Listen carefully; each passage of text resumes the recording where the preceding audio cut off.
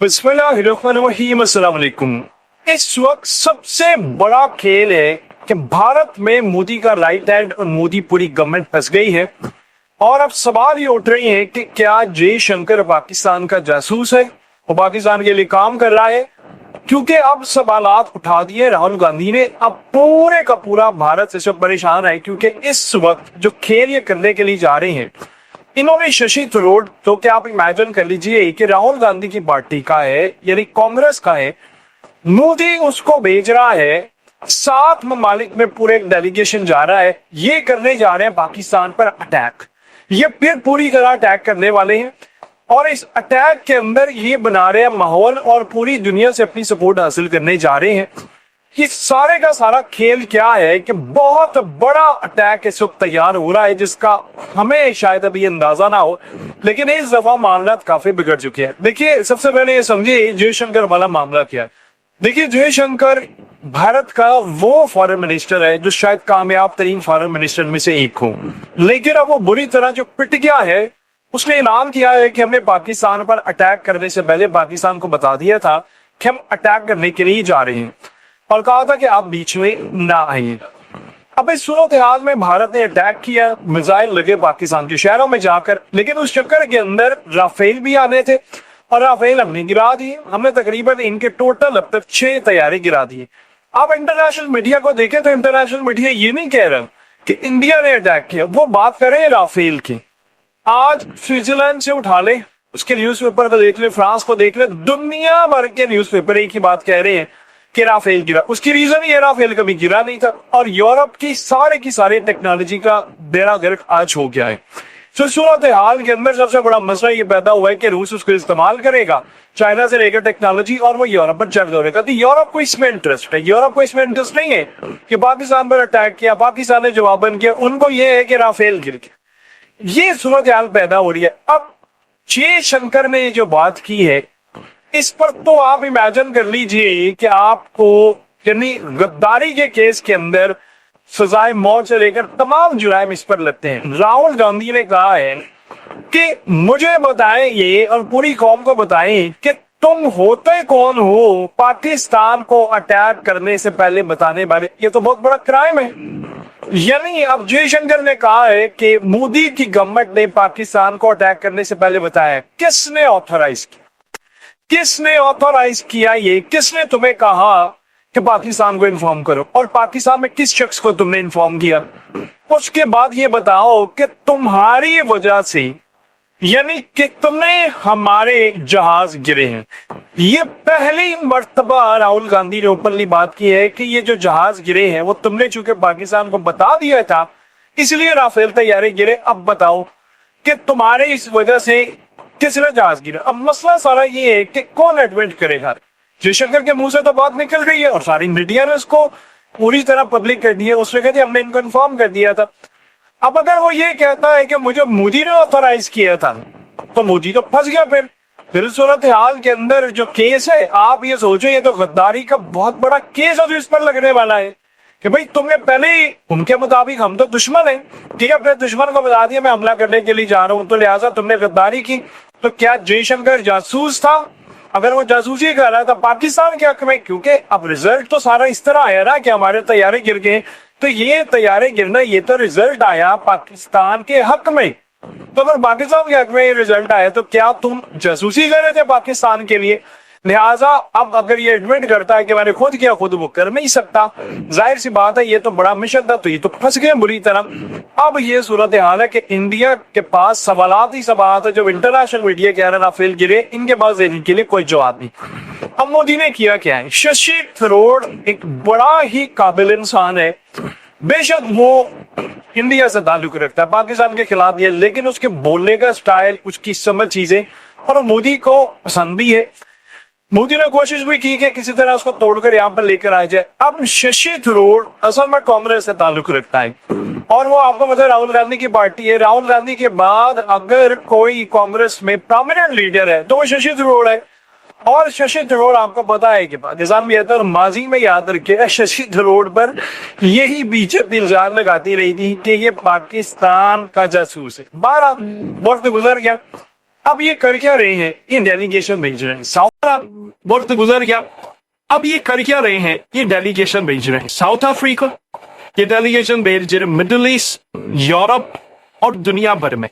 ये आप एक बात बताइए, क्यों डेलीगेशन भेज रहे हैं? क्या करने के लिए भेज रहे हैं? ये दुनिया को ये बताने के लिए नहीं भेज रहे कि हमने ऑपरेशन सिंदूर किया, फलाना किया। वो तो आप किसी भी एम्बेसडर हो, सारी दुनिया को पता है उसके फैक्ट्स क्या है। आपने ऑलरेडी प्रेस कॉन्फ्रेंस इतनी कर ली है, आर्टिकल्स लिखे गए हैं, सारी चीजें हो गई हैं, तो इस पर तो आपको बताने की जरूरत नहीं। ये पाकिस्तान पर अटैक करने के लिए जा रहे हैं। अब उनकी पार्लियामेंट्री जो डेलीगेशन है वो जा रहा है। अब ये करेंगे क्या? ये इंटरनेशनल सतह पर ग्लोबली पाकिस्तान के खिलाफ पूरा एटमॉस्फेयर, इंटरनेशनल सपोर्ट हासिल करने जा रहे हैं अटैक करने से पहले। इस दफा जो इन्होंने अटैक किया उसके बाद जो मीडिया इनके खिलाफ हुआ बड़ा है। देखिए, जब पहलगाम वाकया हुआ तो पूरा वर्ल्ड, सारे लीडर्स, सारे लोग इनके साथ खड़े थे, सब कुछ इनके साथ था। लेकिन जब इन्होंने अटैक किया और जब राफेल तैयारे गिर गए तो पूरी दुनिया को इंटरेस्ट भारत के हमले की बजाय उस चाइनीज टेक्नोलॉजी से खतरे के तौर पर देखा गया कि अगर चाइना की टेक्नोलॉजी राफेल और ये तमाम चीजों को गिरा सकती है तो इसका मतलब है कि चाइना ने यूरोप से लेकर अमेरिका से लेकर दुनिया की तमाम टेक्नोलॉजी फेल कर दी। ये चीज ज्यादा उनको खटक रही थी। और मजे की बात देखिए, पाकिस्तान अगर झूठ बोल रहा हो कि जी हमने इतने तैयारे गिराए हैं, तो आपको पता है कि दुनिया के अंदर आज ये आर्टिकल्स ना छप रहे थे। आप बताइए स्विट्जरलैंड की, यानी सोचिए एनवायरमेंट की सूरत हाल क्या है। तो दुनिया का सेफेस्ट कंट्री है स्विट्जरलैंड का एक न्यूज पेपर जो 250 साल पुराना है, उसकी क्रेडिबिलिटी है, वेल नोन है। वो क्यों कहेगा कि पाकिस्तान ने गिरा दिए राफेल तैयारे, और वो क्यों कहेगा कि चाइना की टेक्नोलॉजी ने आउट क्लास कर दिया राफेल को, और वो क्यों कहेगा कि यूरोप की टेक्नोलॉजी अब फेल हो गई है तो लिहाजा अब रशिया के खिलाफ आप जंग में भी नहीं उतर सकते। आप बताइए क्यों? तो लिहाजा इस सूरत हाल के अंदर ये पहले जा रहे हैं कि हम अटैक करने वाले हैं, तो मीडिया हमारे साथ रहे, कंट्रीज हमारे साथ रहे, हमारा इन्फ्लुएंस रहे, पैसा इनके पास है, लॉबिंग फॉर्म इनके पास है। तो अब इस सूरत हाल में ये कर रहे हैं पूरी तैयारी, ये अटैक करने के लिए जा रहे हैं। आप एक बात ज़हन में रखिएगा, अगर आप लोग ये समझ रहे हैं कि जंग रुक जाएगी, सवाल ही पैदा नहीं होता, ये जंग नहीं रुकनी। राजनाथ सिंह ने क्या कहा है? उसने कहा जो ट्रेलर था, फिल्म तो हमने दिखानी है, ये पॉसिबिलिटी है, इस दफा क्या करें।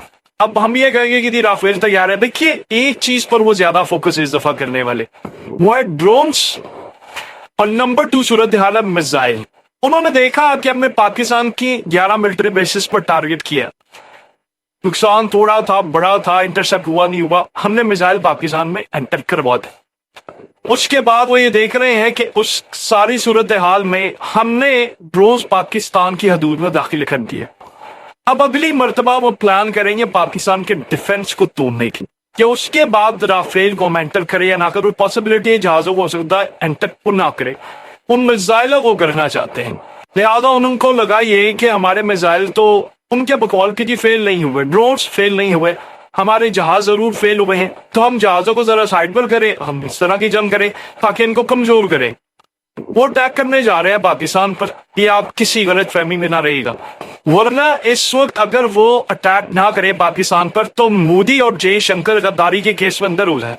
और ये बात आप ज़हन में रखिएगा, जो हालात चल रहे हैं, मोदी की जो रेटिंग गिरी है, दुनिया इस चीज को रिपोर्ट नहीं आज कर रही। इंडिया ने पाकिस्तान पर अटैक किया, पाकिस्तान ने जवाब में अटैक किया।